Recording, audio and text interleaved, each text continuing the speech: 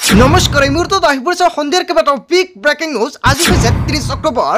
দেশৰ কোটি কোটি কৃষকৰ বাবে ভাল খবৰ। PM কিষাণে 21 নম্বৰ কিস্তিৰ টকা সোমাব একাউণ্টত। PM কিষাণে 21 নম্বৰ কিস্তিক লৈ আহি গ'ল ডাঙৰ খবৰ। লগতে লাখ লাখ মহিলাই লাভ কৰিব অৰুণোদয় আঁচনিৰ 1250 টকা। যদি আপুনি এই মাহতে অৰুণোদয় আঁচনিৰ 1250 টকা পোৱা নাই তেনে ক্ষেত্ৰত 10 নৱেম্বৰত আপোনাৰ একাউণ্টত দুটা কিস্তি একেলগতে লাভ কৰিব। লাখ লাখ মহিলাৰ একাউণ্টত আজি অসমৰ মুখ্যমন্ত্ৰী হিমন্ত বিশ্ব শৰ্মাই 10,000 কোটি টকা প্ৰদান কৰিলে। আপুনি 10,000 কোটি টকা চেক পাইছে না নাই? যদি আপোনাৰ ৰেচন কাৰ্ড আছে 1 নৱেম্বৰৰ পৰা সলনি হ'ব কেইবাটাও নতুন নিয়ম। আপুনি চৰকাৰী কৰা জিঅ' টেকিং কৰিছে নেকি? তেন্তে ভাল খবৰ। লগতে কেইবাটাও ৰাজনৈতিক খবৰৰ লগতে অৰাজনৈতিক খবৰ যুগুত কৰা হৈছে আজিৰ দিনটোত। গোটেই অসম তথা ভাৰতৰ বিভিন্ন প্ৰান্তৰ পৰা যুগুত হৈছে কেইবাটাও ডাঙৰ খবৰ। এনেবোৰ খবৰ নিতৌ পাই থাকিবলৈ চেনেলটি ছাবস্ক্ৰাইব কৰি ভিডিঅ'ৰ দুটা লাইক কৰিবলৈ নাপাহৰিব। আজিৰ আমাৰ প্ৰথম খুবেই গুৰুত্বপূৰ্ণ খবৰ হৈছে অসমবাসীৰ বাবে এটা ডাঙৰ খবৰ। আপুনি নতুনকৈ চৰকাৰী কৰৰ বাবে জিঅ' টেকিং কৰিছে নেকি? তেন্তে আপোনাৰ বাবে ভাল খবৰ আহি পৰিছে। চৰকাৰী কৰৰ প্ৰথম কিস্তিৰ টকা কেতিয়া প্ৰদান কৰা হ'ব আপোনাৰ বেংক একাউণ্টত? জিঅ' টেকিং চৰকাৰী কৰৰ বাবে চৰকাৰৰ ফালৰ পৰা কেইবাটাও গুৰুত্বপূৰ্ণ সিদ্ধান্ত গ্ৰহণ কৰিছে। জিঅ' টেকিঙৰ নামত কোনেও ল'ব নোৱাৰিব 1 টকা।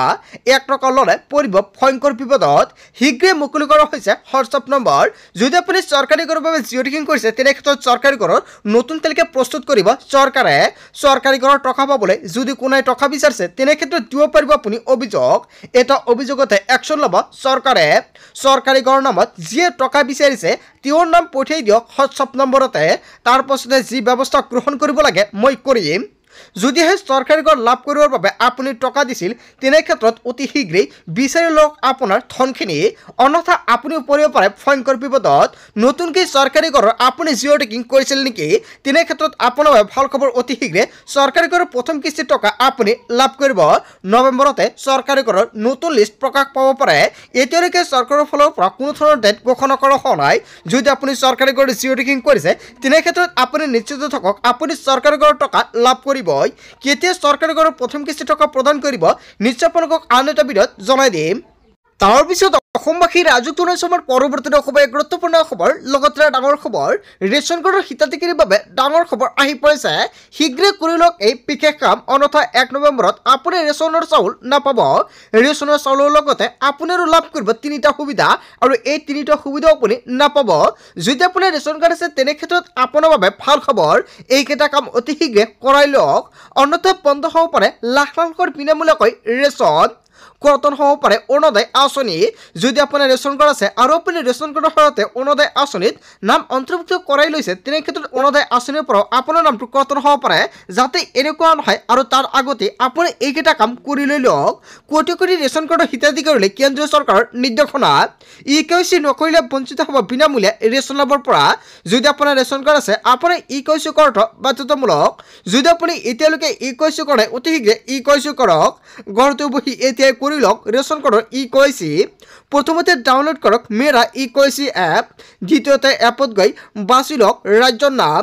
তৃতীয়তে EKYC ফৰ ৰেচন কাৰ্ডত ক্লিক কৰক। ৰেচন কাৰ্ড নম্বৰ আৰু আধাৰ নম্বৰ অন্তৰ্ভুক্ত কৰক। OTP অহাৰ পিছতে আপোনাৰ সকলো পৰিচয় সন্নিৱিষ্ট কৰক। পৰিয়ালৰ প্ৰতিগৰাকী সদস্যই লাভ কৰিব বিনামূলীয়াকৈ ৰেচন। নাম নথকা সদস্যৰ নাম অন্তৰ্ভুক্ত কৰিব পাৰিব ৰেচন কাৰ্ডত। ৰেচনৰ দোকানৰ সৈতে ইয়াৰ বাবে প্ৰথমতে আপুনি যোগাযোগ কৰক। যদি আপোনাৰ ৰেচন কাৰ্ড আছে অতি শীঘ্ৰে EKYC কৰাই লৈ লওক। আৰু ৰেচন কাৰ্ড থাকিলে 1 নৱেম্বৰৰ পৰা কেইবাটাও নতুন নিয়ম সলনি হ'ব। এতিয়া ৰেচনৰ চাউলৰ লগতে আপুনি দালি, চেনি আৰু নিমখ লাভ কৰিব। আৰু এই 3টা সামগ্ৰী পাবলৈ হ'লে আপোনাৰ EKYC কৰাটো বাধ্যতামূলক। আজিৰ ভিডিঅ'টো সকলোৱে বেছিকৈ শ্বেয়াৰ কৰি দিব যাতে সকলোৱে EKYC কৰিব পাৰে। তাৰপিছত অসমবাসী ৰাজুক সময় পৰৱৰ্তী খুবেই গুৰুত্বপূৰ্ণ খবৰ। লগতে ডাঙৰ খবৰ অৰুণোদয় বৃদ্ধ পেঞ্চন দিব্যাংগ বৃদ্ধ পেঞ্চনৰ ধন সোমালে নাই একাউণ্টত। যদি আপোনাৰ একাউণ্টত এইকেইটা আঁচনিৰ টকা পোৱা নাই তেন্তে ভাল খবৰ।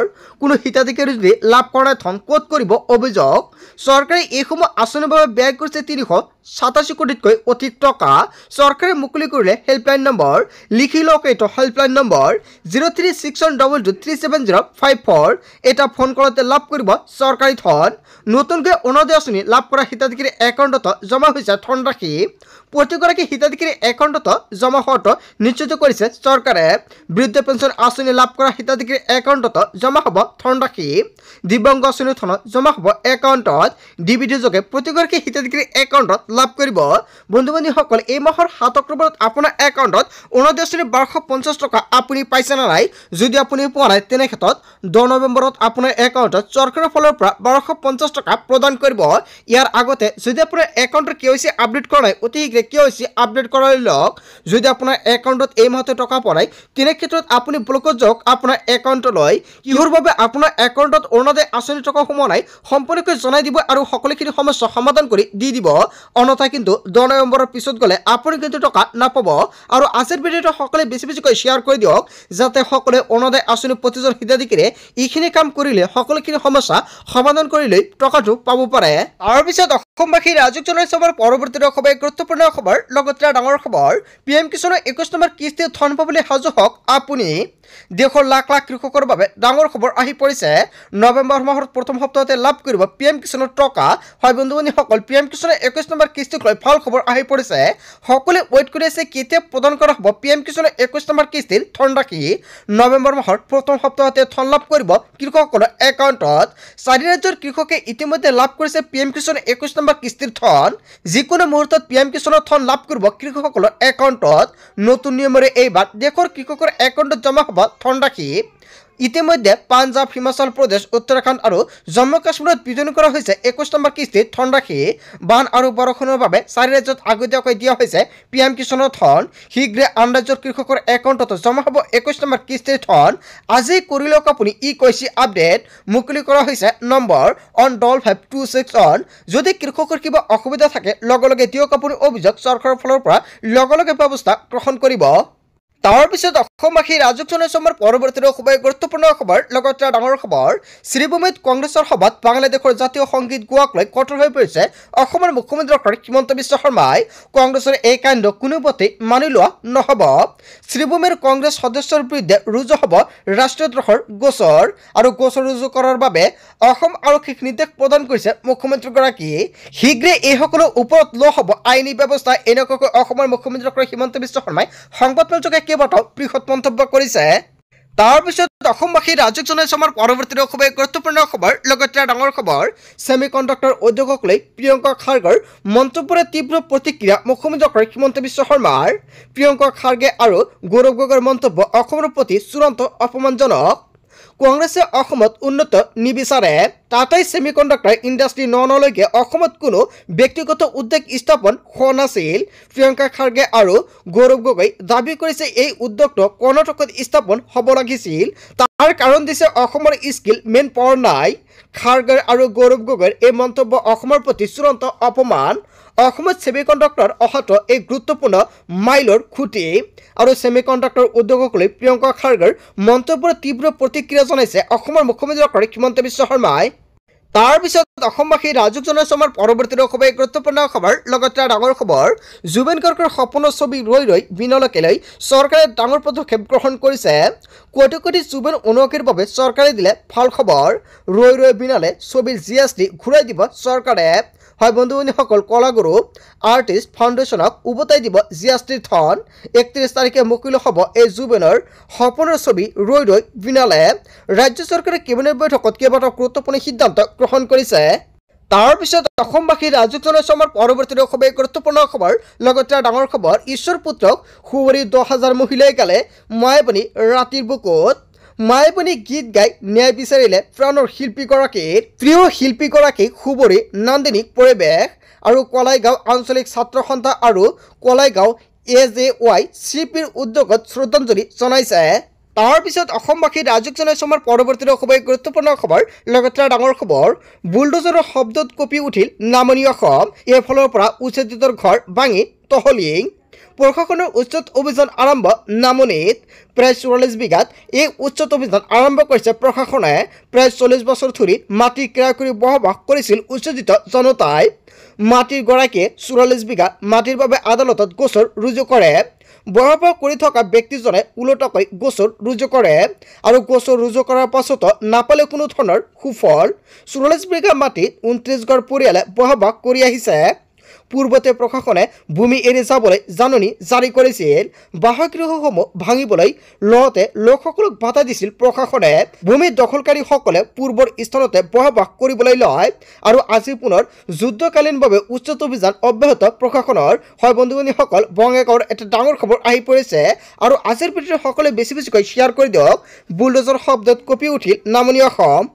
তাৰপিছত অসমবাসীৰ ৰাজুক জনাইছে আমাৰ পৰৱৰ্তী খুবেই গুৰুত্বপূৰ্ণ খবৰ। লগতে ডাঙৰ খবৰ, ৰাজ্যজুৰি অব্যাহত আছে বীৰলাচি থানাৰ বিৰুদ্ধে অভিযান। আকৌ বীৰলাচি থানাৰ 10 সদস্যক আটক কৰিছে আৰক্ষীয়ে। চৰাইদেউত বীৰলাচি থানাৰ বিৰুদ্ধে আৰক্ষীৰ অভিযান। এটা বিগ ব্ৰেকিং নিউজ আহি পৰিছে। সোধ পোছাৰ বাবে আটক কৰিছে 3 বীৰলাচি থানাৰ সদস্যক।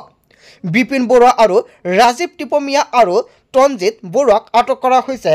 BNSৰ অধীনত 103/25 নম্বৰ গোচৰত তদন্ত অব্যাহত। নলবাৰীতো 5 বীৰলাচি থানাৰ সদস্যক আটক কৰা হৈছে। বীৰলাচি থানাৰ নলবাৰী জিলাৰ 5 জনক আটক কৰিছে। সভাপতি আৰু সাধাৰণ সম্পাদকসহ 5 জনক আটক কৰিছে আৰক্ষীয়ে। দিলীপ বৰ্মন, নৱজ্যোতি বৰ্মন আৰু প্ৰাঞ্জল বৰ্মনক আটক কৰা হৈছে। পংকজ লোচন ডেকা আৰু আসিফুৰ জামানক আটক কৰিছে আৰক্ষীয়ে। ছট পূজা আৰু ৰাজ মহোৎসৱত সংগীতক লৈ জাৰি কৰিছিল SOP আৰু SOP জাৰি কৰাৰ অভিযোগত আটক কৰিছে 5 সদস্যক। চামগুৰি আৰক্ষীৰ জালত লাচি থানাৰ 2 সদস্য, কলিয়াবৰৰ আঞ্চলিক দীপজ্যোতি ফুকন আৰু ৰূপজ্যোতি বৰাক আটক কৰা হৈছে। আৰু আটাইৰে বিৰুদ্ধে চোৰাং গৰু ব্যৱসায়ৰ পৰা ধন দাবীৰ অভিযোগ উত্থাপিত হৈছে। বৰ্তমান জেৰা অব্যাহত ৰাখিছে চামগুৰি আৰক্ষীয়ে। ৰাজ্যজুৰি অব্যাহত আছে বীৰলাচি থানাৰ বিৰুদ্ধে অভিযান। হয় বন্ধু বান্ধৱীসকল, মুখ্যমন্ত্ৰী হিমন্ত বিশ্ব শৰ্মাৰ নিৰ্দেশনাৰ পিছতে ৰাজ্যত ভয়ংকৰভাৱে এটাৰ পিছত আন এটা ভয়ংকৰভাৱে অভিযান পৰীক্ষা আৰম্ভ কৰিছে আৰক্ষীয়ে। তাৰপিছত অসমবাসী ৰাজুক জনাইছে আমাৰ পৰৱৰ্তী খুবেই গুৰুত্বপূৰ্ণ খবৰ। লগতে ডাঙৰ খবৰ, মৰিলে মৰি যাম, জনজাতি লৈ যাম, ন' ST ন' ৰেষ্ট। বিজেপিৰ চৰকাৰ মিছা প্ৰতিশ্ৰুতি নচলিব। হয় বন্ধু বান্ধৱীসকল, বিজেপি চৰকাৰে মিছা প্ৰতিশ্ৰুতি দিয়ে নেকি? জনজাতিকৰণৰ মৰ্যাদা নিদিলে 2026ত প্ৰত্যুত্তৰ দিয়া হ'ব। এইবাৰ চৰকাৰে পূৰণ কৰিবই লাগিব। 2026ত পৰিৱেশ সলনি কৰি পেলোৱা হ'ব। হাতত হেংদাং লৈ ৰাজপথত জনতা, উজনিৰ ৰাজপথত জনতাৰ গৰ্জন। জনজাতিকৰণৰ দাবীৰে জোৰ সমদল, হাতে হাতে জোৰ লৈ বিজেপি হুংকাৰ হাজাৰ হাজাৰ জনতাৰ। বিজেপি চৰকাৰৰ বিৰুদ্ধে অসমৰ ভয়ংকৰ প্ৰতিবাদ। পিছত অসমবাসীৰ ৰাজুক জনাইছে আমাৰ পৰৱৰ্তী খুবেই গুৰুত্বপূৰ্ণ খবৰ। লগতে ডাঙৰ খবৰ, ৰাজ্যত আকৌ ওলাইছে হাজাৰ হাজাৰ চৰকাৰী চাকৰি। 70,000 টকা পৰ্যন্ত লাভ কৰিব দৰমহা। আবেদনৰ বাবে এতিয়াই সাজু কৰক যাৱতীয় নথি পত্ৰ। 10,673টা পদৰ বাবে শিক্ষা বিভাগে মুকলি কৰিলে বিজ্ঞাপন। SSৰ অধীনত LP আৰু UPৰ শিক্ষকক দিয়া হ'ব নিযুক্তি। 8 নৱেম্বৰৰ পৰা কৰিব পাৰিব আবেদন। আবেদনৰ অন্তিম তাৰিখ হৈছে 30 নৱেম্বৰ 2025। DWE.assam.gov.in কৰিব লাগিব আবেদন। 8 নৱেম্বৰ পুৱা 10 বজাৰ লগে লগে মুকলি হ'ব ৱেবছাইট। 30 নৱেম্বৰ মাজনিশালৈকে মুকলি হৈ থাকিব ৱেবছাইট। অফলাইনত আবেদন গ্ৰহণযোগ্য নহ'ব। বিশেষ নিযুক্তি অভিযানৰ জৰিয়তে লাভ কৰিব চৰকাৰী চাকৰি। বৃহৎ নিযুক্তিক লৈ ৰাজ্যৰ শিক্ষামন্ত্ৰী ৰণোজ পেগুৱে ডাঙৰ ঘোষণা কৰিছে। হয় বন্ধু বান্ধৱীসকল, গোটেই অসম তথা ভাৰতৰ বিভিন্ন প্ৰান্তৰ পৰা যুগুত হৈছে কেইবাটাও ডাঙৰ খবৰ। এনেবোৰ খবৰ নিতৌ পাই থাকিবলৈ চেনেলটি ছাবস্ক্ৰাইব কৰি ভিডিঅ'টো এটা লাইক কৰিবলৈ নাপাহৰিব। So thank you for watching full video.